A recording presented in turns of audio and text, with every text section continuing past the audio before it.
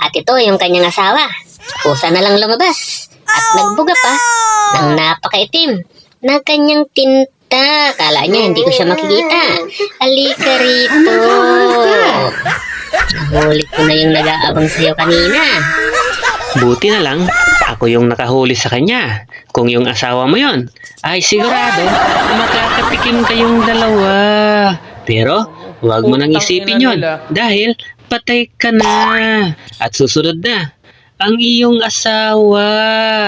Grabe mga kasilip, dahil napakalalaki ng mga pugitang ito natin nasurtihan dito. At Wow ito, naman! ito yung pinakamalaki mga kasilip. Wow! At lilinisan natin ang kanyang bulungga. Dahil sigurado mahirap itong palabasin.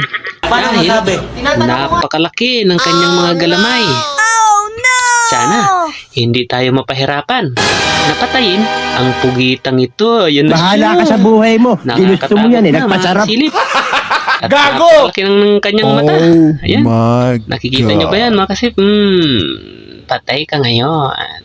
Dahil nahuli ko yung kabit ni misis mo, dadalahin na kita sa kanila. At magsama-sama kayong tatlo doon sa bangka ko. At sigurado, isa sa inyo ang mga adobo ni Kasili.